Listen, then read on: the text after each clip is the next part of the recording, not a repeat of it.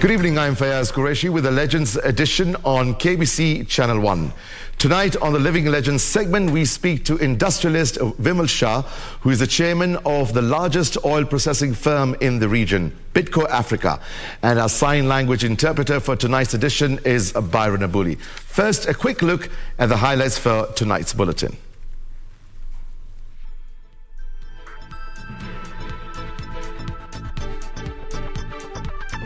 Supreme Battle IEBC. Commissioners respond to petition by Azimio la Umoja One Kenya Coalition. Angry River. 2 people swept away by flooded Kerio River in Tirioko, Tiati constituency, Baringo County. Western does not get the children back to school. I will ask the police to take them back to school. The school is a government school. You have no right to take children home over the weekend when they have lost so much time. CBC selection of schools by grade 6 learners extended by 10 days.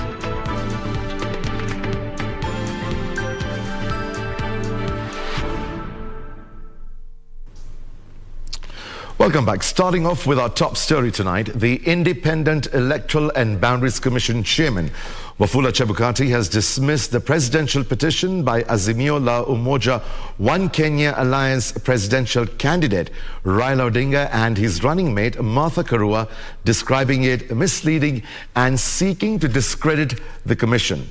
In his response, Chebukati maintains the elections conducted by IEBC on August 9, 2022 were free, fair, credible and met the standards set out by the Constitution.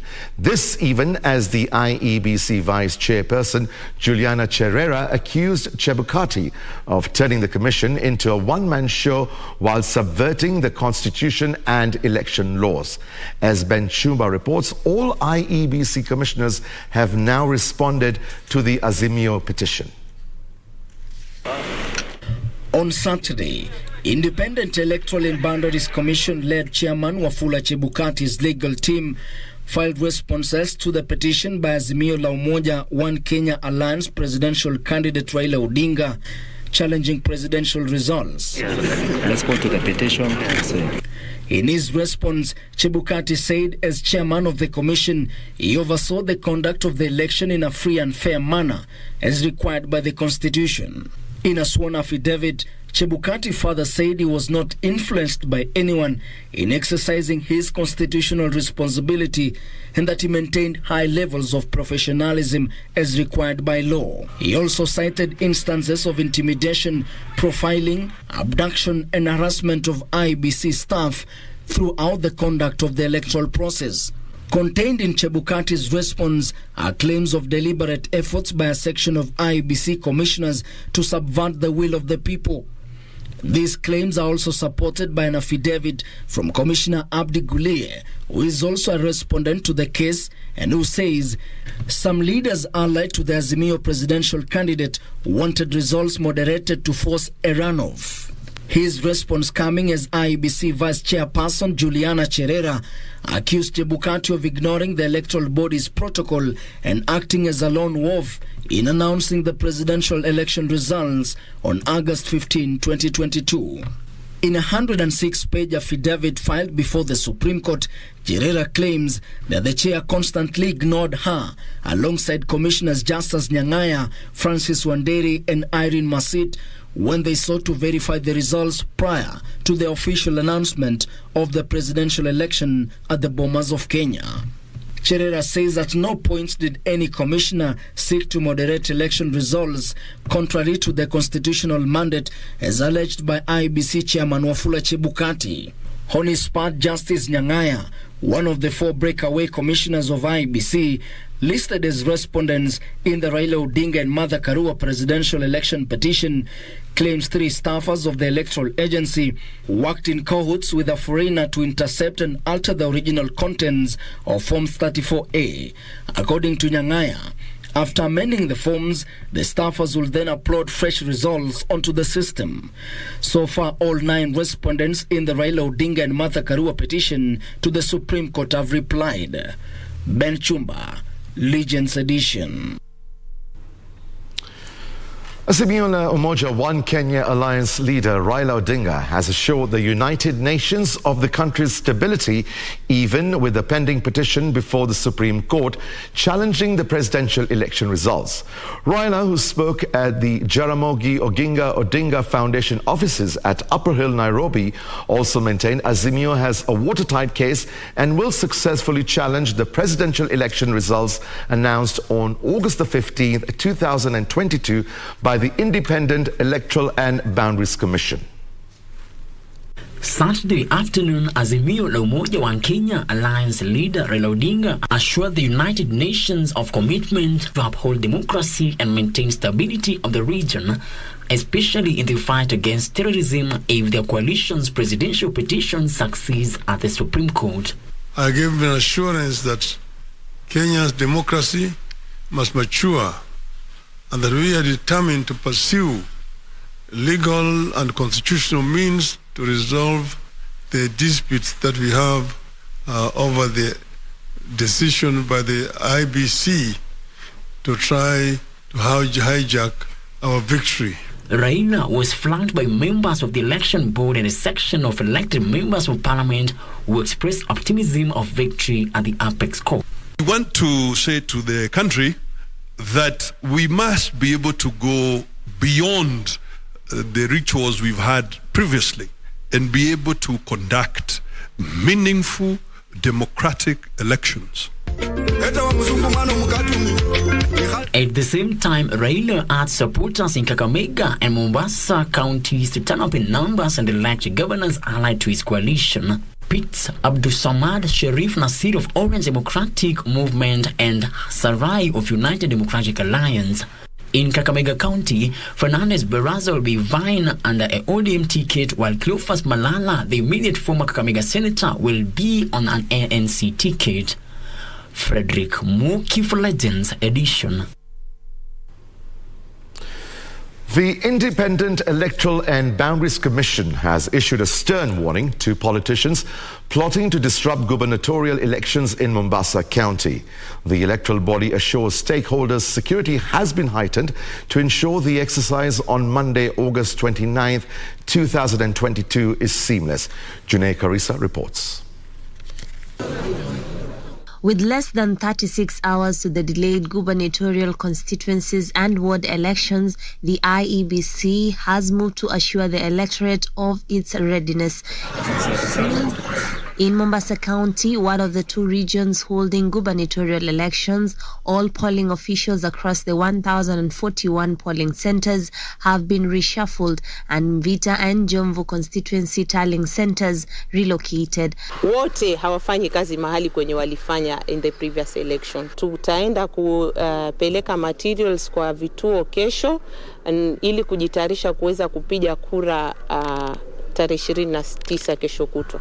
Security apparatus have been put on high alert, with the IEBC warning of dire consequences to those intending to disrupt the process. Ningewarai wanasiasa, ma-agent, ma-candidates wote wahakikishe kuwa hii kura itakayofanyika tarehe 29 iko peaceful, kuhakikisha kuwa hawataleta fujo katika vituo, hawatapigana katika vituo, kila mtu yajua jukumu lake. Mombasa County IEBC returning officer Swalha Yusuf is urging the locals to turn up in large numbers as the commission seeks to overcome voter apathy in the region, as witnessed in the August 9th general elections. The security team have also ensured that they get enough security personnel even from outside this county to ensure that the process is smooth. Meanwhile, the Special Olympics, in partnership with the Catholic Relief Services and a National Council of Churches in Kenya,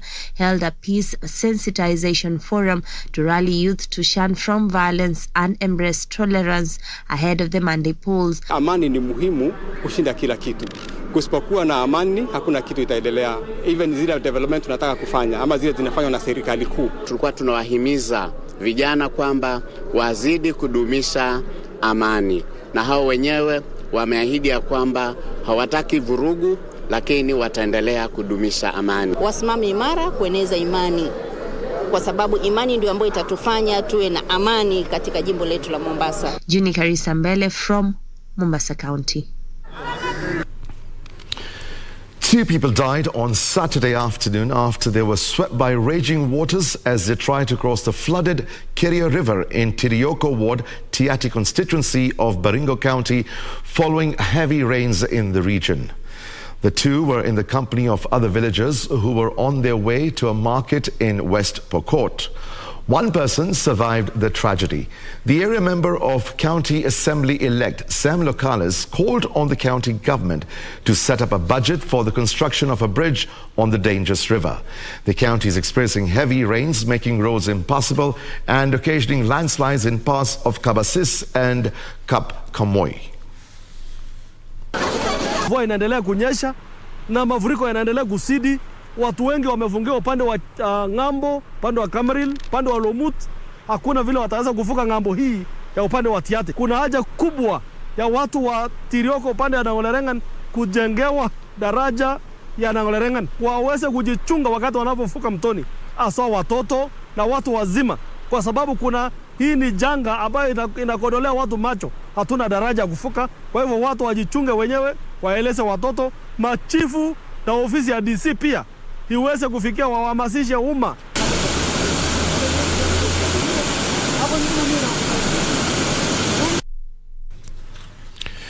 The Ministry of Education has extended by 10 days the selection of schools by grade 6 learners transitioning to junior secondary. The deadline for the process that had been slated for August 30th, 2022 has been extended to September 10th, 2022. Grade 6 students are expected to join junior secondary in January 2023 after sitting the Kenya Primary School Education Assessment in November 2022. Education Cabinet Secretary Professor George Magoha Saturday at Kiamunyu Secondary School in Gatundu South, Kiambu County, and Nairobi's Upper Hill Secondary School commissioned Phase 2 of the Competence-Based Curriculum classrooms. The Education Cabinet Secretary saying the junior secondary school portal, slated to close on the 30th of this month, has now been extended by 10 days and will officially close on 10th September. If they have serious issues, I have officers in the ground up to the sub-county level who have been instructed to go ahead and assist them. But from what we have seen, they are not doing very badly. Speaking in Kiambu, Magoha also applauded the selection process, revealing that a good number of learners had completed the process. The Cabinet Secretary used the event to caution school heads against sending students back home for school fees.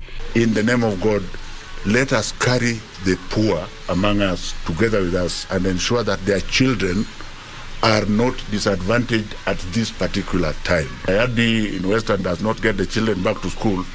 I will ask the police to take them back to school. The school is a government school. You have no right to take children home over the weekend. When they have lost so much time, they didn't even eat when they lost the 2 weeks. Hiyo pesa unataka kupeleka wapi? What do you want to, what have you done with the 2 weeks that the children are not eating at school?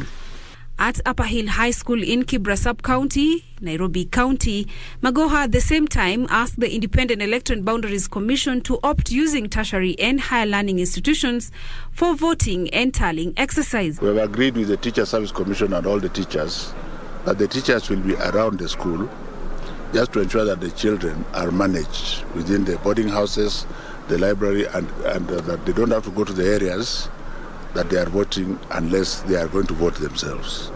For the Legends edition, I'm Zainab Said.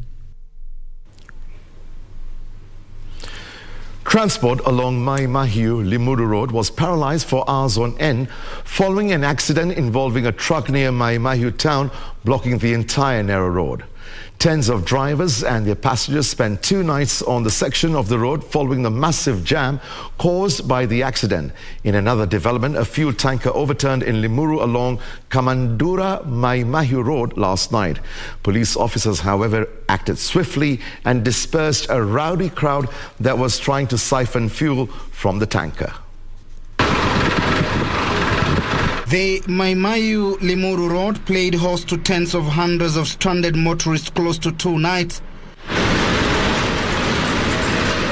An accident by a trailer near the Travelers Church a few meters from Mai Mahiu on Thursday blocked the narrow road, paralyzing movement of vehicles from both sides. The situation was worsened by overlapping drivers, leading to a standstill, forcing the majority of motorists to spend the night in the cold. Hii barabara iko na shida mingi sana, sababu hata si leo tu. Kwanza hii jamu imeanza jana saa 10 ama saa 9:30. There were fears that the drivers, mainly those with trucks, could spend a third day on the road, as efforts by police to tow away the truck had been thwarted by overlapping drivers. Tukitengenezewa hii barabara tutasaidika sana. Barabara imeshikana toka jana, nisikia jana ilizinda hivyo. Watu wanatesekea hapa, wengine wanaenda sijui Kisii, wengine sijui Kisumu. The affected motorists calling on the government to expand the road to beat the weekly snarl-ups. Suluhisho ni kupanua barabara ili sasa kama imesikamana zinapata mahali pa kupenyea. Barabara inafaa kuwa ni pana, sababu ni magari mingi na ni magari kubwa siko na mizigo mizito. Few kilometers away in Limuru, another truck, a fuel tankers, overturned last night along the Kamandura Maimayu Road. Tuseme kitu kama saa 8 ya usiku ndio hii gari ilianguka. Sasa sijui kama ni zingizi ilifanya gari angushe gari ama nini, na ilikuwa inatoka Nairobi, kama sijui kama pande hii ilikuwa inaenda Sudani ama inaenda Kampala, sikujua mahali alikuwa anaenda, lakini kitu kama saa 8 ndio hii gari ilianguka. Na kama traffic walifika hapa kitu kama saa 8:30 hivi, kwa sababu kuanzia saa 7 ndio hii gari ilianguka. Barabara ni nyembamba. Ni barabara ya kuanzia hapa, barabara mbili kuanzia ya highway kwenda Maimayu, barabara inakuanga ni narrow. Hata ukijaribu kutesa kidogo itakuwa imemeka accident. Ni ili slow it down. Security officers from Limuru had difficult time in dispersing crowd that was eager to siphon the fuel.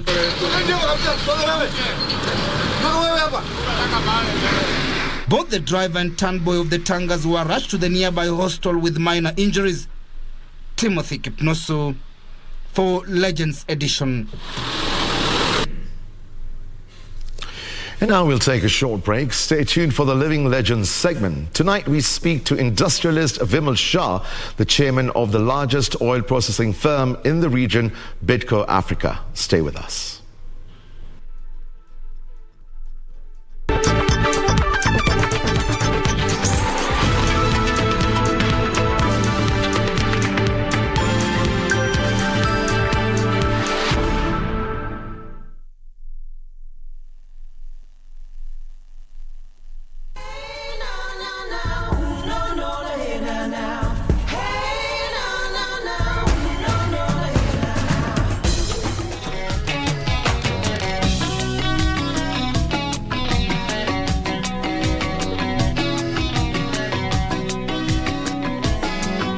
What is going on with you? I'll break my record again and again. One drink, and I'll let you go. He's not your child. Your wife is worried. Get up. She can wait. I have a life. You think I'm stupid, quiet? Sounds too stupid, man.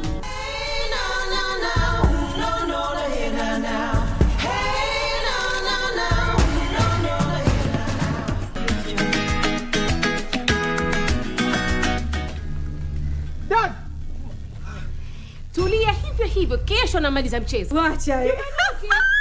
Wakati nikikuhitaji ulikuwa wapi? Yaani hapo patamu. Bati ndo mtamu zaidi.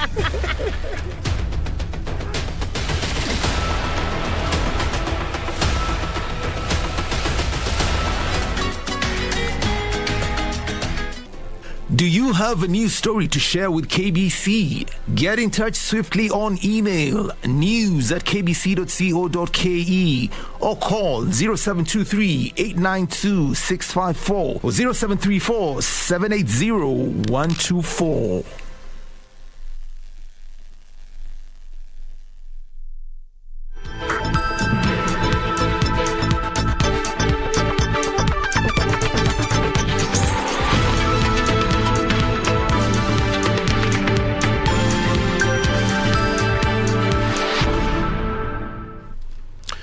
Welcome back. Various Kenyan professionals in partnership with the Law Society of Kenya have called on the incoming regime to maintain fidelity to the Constitution and the rule of law. During celebrations to mark the 12th anniversary since the promulgation of the 2010 Constitution of Kenya, the professionals led by lawyer Mwaura Kabata said that there are positive achievements, wanton disregard of law, court orders and constitutionalism remain hurdles in the quest to save Kenyans under constitutional dispensation.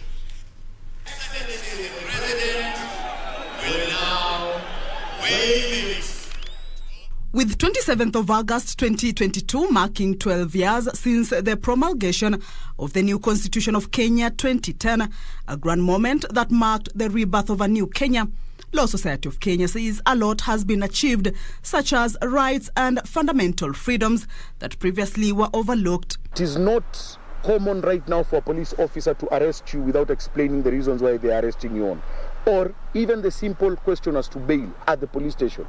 I mean, the police will have arrested you on a Friday and taken the loophole in law to say they will hold you until Monday. But you see, even with the framing of the Constitution, the National Police Service will find themselves at a crossroad with the law when they cannot explain. LSK, who partnered with other professionals, including Kenya Christians Professional Forum, Kenya National Union of Teachers, Kenya National Union of Nurses, among others, to take stock of the pitfalls, gains and way forward, says it is paramount to measure whether the common mwananchi has benefited from the gains of the Constitution dispensation. If you speak about the diaphragm of the Constitution at an apex level without trickling it down to perceptive feelings of the ordinary Kenyan citizens, I believe you'll be making a terrible mistake. And we have recognized that one of the areas where there is a deficit in implementing the Constitution is in relation to the people. We Kenyans, we are the ones engaging in the negative practices like tribalism, like corruption and so on. The professionals say the incoming government should pay attention to the aspirations of the Constitution. The problems being faced in Kenya are as a result of wanton disregard to the rule of law, court orders and constitutionalism, which has increased impunity, corruption, resistance to accountability and lack of transparency in the quest to serve Kenyans. The anniversary, which comes 18 days after the general election, expectations remain high of the verdict of the Supreme Court. We note that many are anxiously waiting for the Supreme Court verdict on the presidential election petition. We call upon the court to decide all the pending matters with truth and fairness. The professionals have at the same time hailed the public, politicians and the religious leaders for the peace that prevailed during the electioneering period. Kamche Menza for the Legends edition. Are you coming to... This is...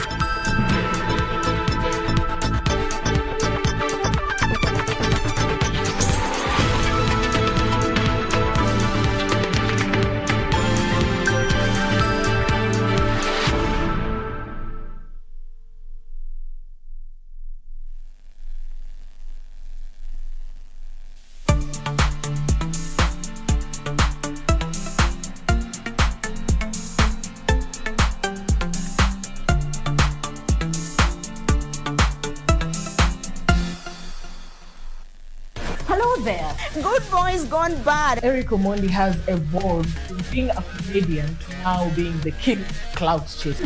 How does a gospel artist make money? Jaguar wept again. As a celeb, as a followers, but it's a time for artists to make bank. Right? How is your relationship with Zari, considering that she dates young? These are accessories. They do not make. Slap the guy. Yo, what's up? My name is Ted Josiah. Oh, mashallah. You sing about serious issues, it will not trend. If you sing about Abiambosi. No. Bahati hata kuwa na machozi.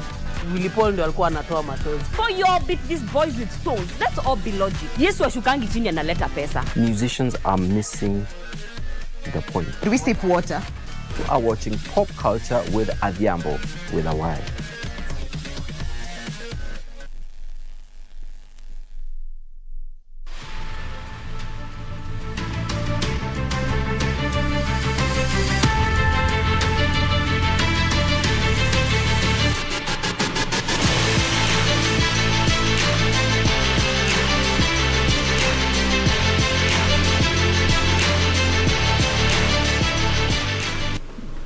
Good evening and welcome to the sports segment of the Legends edition this Saturday evening. I'm Topi Liambila, and in the highlights tonight we've got boxing qualifiers, Lausanne Diamond League, Term 2 games in Nairobi, and many more.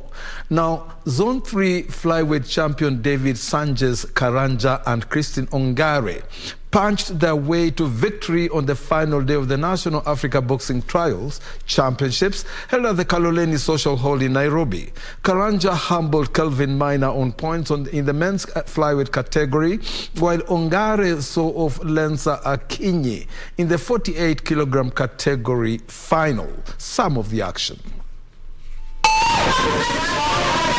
2018 Commonwealth Games bronze medalist Christine Ongare is among the Kenyan pugilists who have qualified for African Boxing Championship slated for 9th to 18th of September this year in Maputo, Mozambique. Ongare advanced after overpowering Lensa Akinyi in 3 rounds of the 48 kg category final.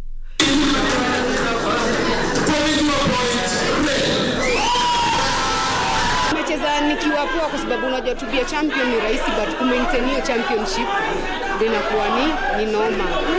So hapa pia inabidi sometimes ni skills ama ni ile experience unajaribu kutumia ya juu zaidi yenye wachezaji wote wanatamani ni Olympics. Na Olympics pia ni shakuwa. So pia ni kuendelea tu basi ni juu bado sijapata ile goal. Nilipata goal number 1 which ni kwenda Olympics. But ile yenye imebakia ni flag ya Kenya, national anthem imbwe kwa country nyingine juu yangu. I was able to participate again in the final, but being that I've lost the game against Christine Ongare from police, still looking forward to participate in other games. For the next games, I'm aiming higher, and I think the outcome will be different from this game. In another bout, Abenego Chalo humbled Silas Onyango on point in the men's 48 kg category. David Karanja qualified for the Africa Championship after beating Kelvin Minor in 3 rounds of their 51 kg category bout. Boxing Federation of Kenya Communications Director Duncan Kuria expressed his satisfaction with the standard of the game. Where we are selecting the team to represent Kenya in the Africa Boxing Championship to be held in Maputo. The reward for whoever gets to win today is to be in the national team, and getting a chance to represent your country is always an honor. And so we are hoping that we are able to get a team that can be able to represent the country effectively and win medals, because we've had a challenge of when we go for some of these major international championships, we are not winning medals. But we are hoping during the Africa Championship this time round, we are going to win many medals. A total of 91 boxers took part in the 3-day championship, where 24 pugilists, 12 male and 12 female across 12 weight categories will be selected ahead the Maputo Championship. King Orimwangi for Legends edition. Lenana High School's 7-a-side rugby team took advantage of playing at home to register a comfortable 15-5 win over Jamhuri High School to advance to the quarterfinals as the Nairobi County Secondary Schools Term 2 games entered Day 2 on Saturday at the Lenana High School grounds. The team targets to win the remaining matches to secure a spot in the nationals set to be held in Nakuru next month. Lenana High School dominated the match from the kick-off, forcing their opponents to make several unforced errors. Jamhuri High School failed to capitalize on open chances, allowing the hosts to register a comfortable 15-5 win. Generally, what we are doing here is to try and nurture the talent of the children. These days, they do not have to excel in academic, but also they can excel in the talent and earn their living. I think where we have reached in the country is that we are supposed to nurture talent as the CBC is doing. Lenana now have their eyes set on the quarterfinals as they target a slot in the nationals slated for next month in Nakuru. In other matches, Nairobi High School beat Our Lady of Fatima 38-0, Kibra High School humbled Sunshine 22-0, while Dagoretti secured a 28-0 win over Islay. In volleyball, Langata High School humbled Jamhuri by 3 sets of 25-17, 25-14 and 25-10, while Soweto saw Hov Zawadi by the same margin in the girls category. All the sports that we have here normally take place at the grassroots. In fact, the only new game that we have this time round is 3-on-3. The one that quite a number of young ones participated in Birmingham in Britain just the other day. And apart from that, that is new. We are also intend to ask the Minister of Education to bring on board the beach volleyball because it is selling like a hot cake. And in this case, our team did qualify for Olympics. And we all know that as we are playing, we all know that we are going to national. We are going to represent Nairobi region. And after that, nationals, we are going to represent Kenya at Eastern African Championships. The Nairobi County Schools Term 2 games will end tomorrow with the winners advancing to the nationals. For Legends Edition Sports, I'm Daniel Mwendwa. Hot cakes indeed. On the international scene, Kenya's Leonard Bett finished third in the men's 3,000-meter steeplechase as the curtain came down on the Lausanne leg of the Wanda Diamond League in Switzerland. Norway's Olympic champion Jakob Ingebrigtsen won the race, clocking 8 minutes 02.45 seconds ahead of Ethiopia's Haile Mariam Amare, who came in second position. From the Basketball League, Little Prince basketball team humbled Wild Hope 67-34 in a one-sided Division 1 Basketball League match played at the Nyayo National Stadium. In another match played on Saturday, Mustang registered a comfortable 65-61 win over Strathmore University. Meanwhile, second-placed Ulinzi Warriors will take on Equity Bank Dumas as Kenya Basketball Federation League resumes this weekend across the country. With 13 points, the Soldiers will be hoping to topple the reigning champions Kenya Ports Authority, KPA, who have accumulated 15 points as the league resumes after the elections break. Let's take a look.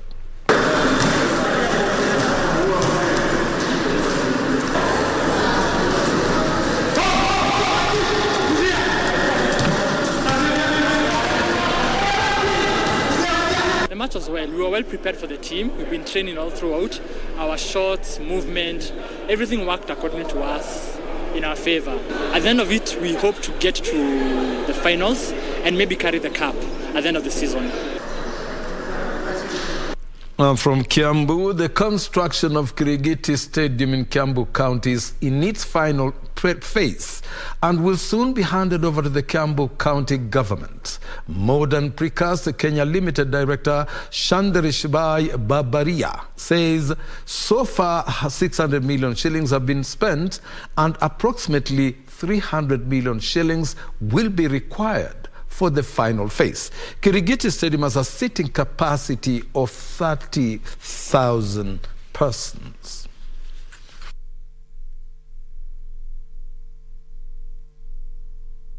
This is standard CHAN and IFF.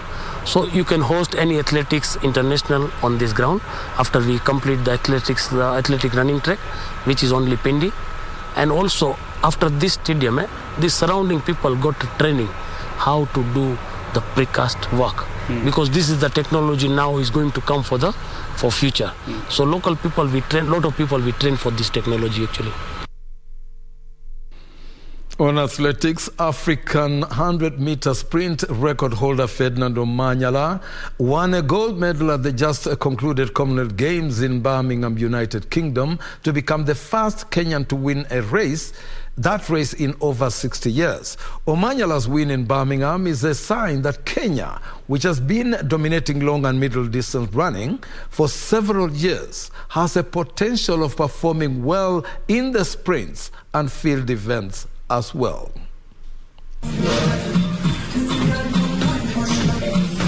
After After dominating middle and long distance races for many years, Kenya is slowly discovering its potential in short races, with African 100 meters record holder Ferdinand Omanyala bagging a Commonwealth gold medal in Birmingham. Do himself justice in Eugene, he takes the gold for Kenya. Several Kenyan athletes have also performed well in their respective sprints at major athletics events, and many of them made it to the finals at the Commonwealth Games. Saizi kuna much difference tumekuwa na more sprinters running faster kwa 100, 200, 400 kuliko hizo time zingine like 2012 unasapata like one guy or two guys running 45, not even 44. Kenya has been at the top notch in the middle and long distance races, marathon and road races, which have yielded exceptional results and also mapped the nation across the globe. Times ambazo watu wanakimbia ni za watu wengine kutamania, so mimi naona hapa Kenya sprints ni inaelekea mbele na iko sawa. Venye Omanyala alikuja akaanza kukimbia na akapata amekimbia under 10. Unajua sasa watu wamekuwa na ile morale wakisema kumbe sprinters zinaweza kimbia.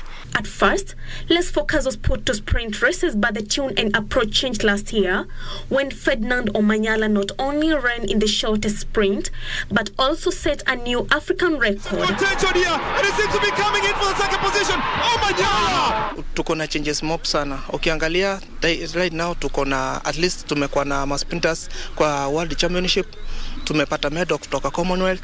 So ukiangalia pia Omanyala ameonyesha kwamba tunaweza kuwa na masprinters Kenya, asin tunaweza sprint. Right now ukiangalia kwa Commonwealth tulikuwa na 4x4, tulikuwa na 4x1.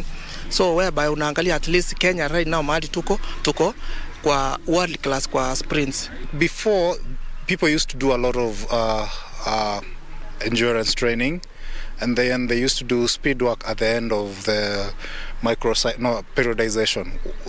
By that I mean when they get near to the races. But now they start doing speed work from day one to the end. That helps them not getting injuries and it prepares them better. The budding sprinters have broken a new ground in the races and are hoping to change perception that the country, known for its dominance in middle and long distance running, cannot challenge for medals in the sprints. After Commonwealth, tumeona Wakenya wenzetu wamejaribu kuinua the sprinting ideas about Kenya na imeonekana tunaweza. So that motivated me to do this kwa sababu tunaweza sana. I see myself as a professional sprinter, running international races. Yeah. Kenya's distance pedigree is second to none, but this might be a new dawn with our athletes who are ready to take charge and also have the nation mapped for having fine and elite sprinters. Kenyan sprints are taking a new shape after Omanyala proved that Kenyans can bring medals home in the international events, where he brought the Commonwealth gold medal in the 100 meters sprint. The athletes have shown up in new numbers and also big numbers here at Kasarani Stadium and also other stadiums where they're practicing and training hard to ensure that they get themselves a slot in the forthcoming races and prove their prowess that we can do it in the sprint races. Nora Mwangi for Legends Edition.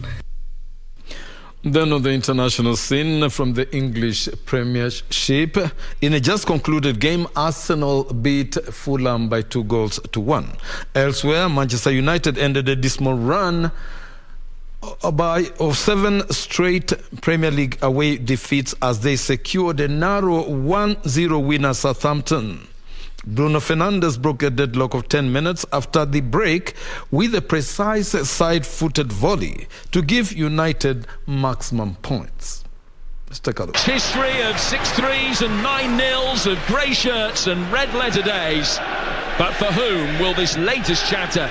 Well, a big thank you to Kings, Dan, Karanja, Nora and Freddie on the sports desk this evening to bring us all those comprehensive reports on the sports edition segment of the Legends edition. As I wrap up, of course, I'm Topi Liambila, wrapping up for tonight, this Saturday, and hoping that you have a great sporting weekend and another week of more sports until next week. But remember to keep it KBC Channel 1, your true sports partner. We take a break, and when we come back, it will be Fayaz calling a break. Thank you.